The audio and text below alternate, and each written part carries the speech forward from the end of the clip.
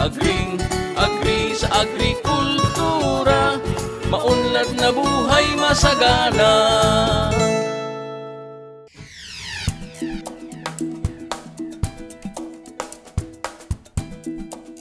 Inabot lamang ng 2 oras ang biyahe patungong Orani. Nadatna ng aming pangkat si Miss Imelda Nieto, ang Provincial Agriculturist ng Bataan na nag-oobserba sa bentahan ng bagong huling isda sa Kabalutan. Ito ang pagkakataon para tanungin siya tungkol sa polyculture at kung paano ito ginagawa sa pangisdaan. Napag-alaman naming 4 na lugar sa Bataan ang mayroong polyculture fisheries, ang Samal, Abukay, Hermosa at Orani. Pinagamaayos ang polyculture fisheries sa Hermosa at dito sa Orani. Ang polyculture po na tinatawag pagdating sa pangisdaan, yun po yung pagtatanim ng 2 o higit pang species ng isda. Pwedeng bangos, sugpo, pwedeng bangos alimango, pwede rin naman bangos tilapia. Pag sa polyculture, dahil marami kayong inilagay na species, mas marami kayong tsansa na aanihin. Pagdating naman sa pananim, agricultural crops, tinatawag natin yun na intercropping, na nagtatanim tayo ng iba't ibang klase ng halaman na pwede siyang magsama-sama sa isang sukat ng lupa. Intercropping man sa lupa o polyculture sa pangisdaan, ang 1 ektarya ay sapat na para mag-umpisa ng polyculture. Ang pinaka-importante, tubig. At hindi basta tubig. Kung hindi, tubig na tama ang antas ng alat. Depende po yan sa klase ng tubig na pumapasok. Gaya po dito, kailangan ng salinity niya ay mas mababa para mabuhay ang bangos at alimango at saka yung sugpo. Dahil pag mataas ang salinity niya, mamamatay ang mga ganong klase ng isda or crustaceans. May kalakihan ang unang puhunan sa polyculture fishery. Kung may pera ka rin lang naman, kaya mong kumuha ng mga maayos naman ng mga tao, mapagkakatiwalaan. Palagay ko napakagandang business venture tong pagpo-polyculture. Sa karanasan nga po nitong mga aming na-i-interview ng mga fish pond operators, normally, umaabot sila ng 200,000 to 250 per hectare. May ginagamit sa pond preparation, sa fertilizer, sa probiotics na ginagamit, sa pati yung mga species na itinatanim, gaya ng sugpo. Isang crab, nagkakahalaga ng 15 pesos, ganyan. Isang crab ang inilalagay mo sa 1 square meter. Tapos meron sa bangus naman, nagkakahalaga siya ng nasa 250 per fingerling, ayan. Tapos kung maglalagay ka ng 5,000 times 250 per piece, iyon sa 1 ektarya. Sakaling kapos pa sa kapital o talagang hindi maabot ang kailangang puhunan ng isang nais mag-polyculture. Pwede naman pong umupa, rental. Marami naman pong pinapaupahan dito. Matsyempohan nyo yung may nagpaparent.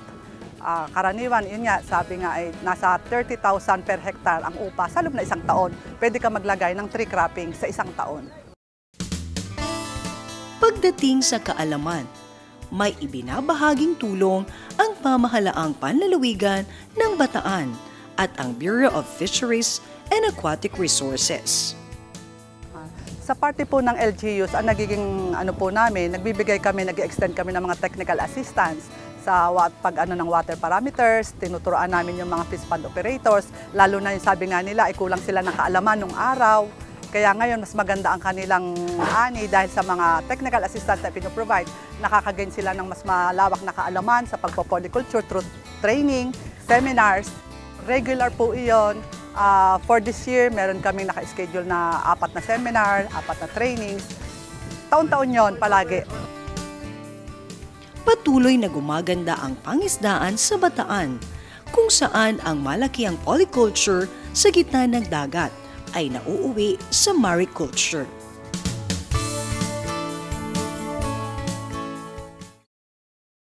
Ang bahagang ito ay handog sa inyo ng Masinag Organic-Based Liquid Fertilizer, a quality product of Revolutionary Solutions Technologies and Products Incorporated.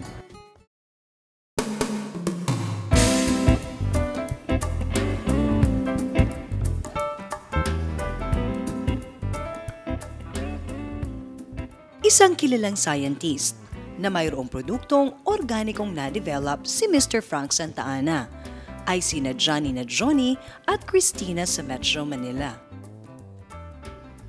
After the conversation with Mr. Frank Santa Ana, parang magiging main business na yata yung masinag. Sa word pa lang na masinag, Masisinag na yun. oo, parang masinag na yung future. Kasi alam ko, marami tayong matutulungan, lalo na ang mga farmers, na yung harvest nila is tumataas talaga. Ang magandang resulta ng paggamit nila ng masinag ay nagsilbing sagot sa kanilang pangangailangan para sa pagkaing hindi nabahiran ng kemikal. Ito parang answer to kung paano namin matutulungan ang ibang tao, yung pamilya namin, kung paano natin matutulungan na makagawa tayo o makaproduce tayo ng sarili nating pagkain para makasigurado tayo na yung kinakain natin talagang real food, healthy food at safe food.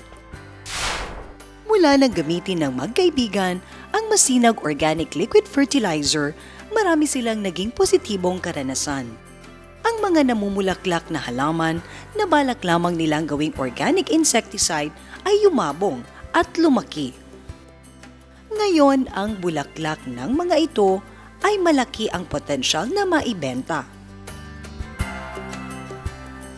Ang ampalayang itinanim nila bilang first crop sa malawak na lupain sa Davao ay namunga ng pagkalaki-laki at pagkadami-dami at pinagkakakitaan na ng mga magsasaka sa kanilang lugar. Ang naproduce nilang kalabasa ay gahigante ang laki.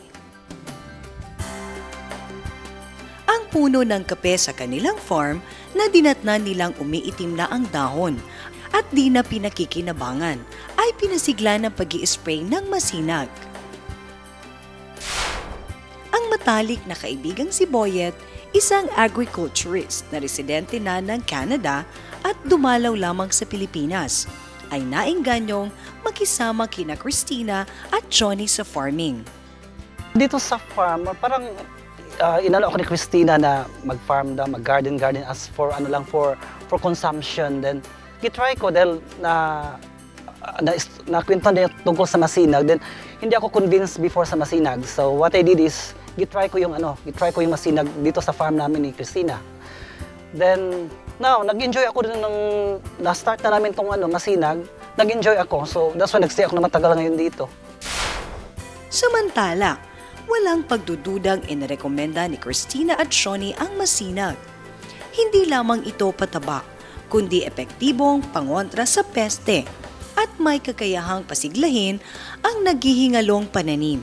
Ligtas pa ang masinag para sa mga gumagamit nito sa farm at malaking kabawasan sa gastusin. Ang mga halamang ginamitan ng masinag ay ligtas kainin at hindi nakakasama sa kapaligiran.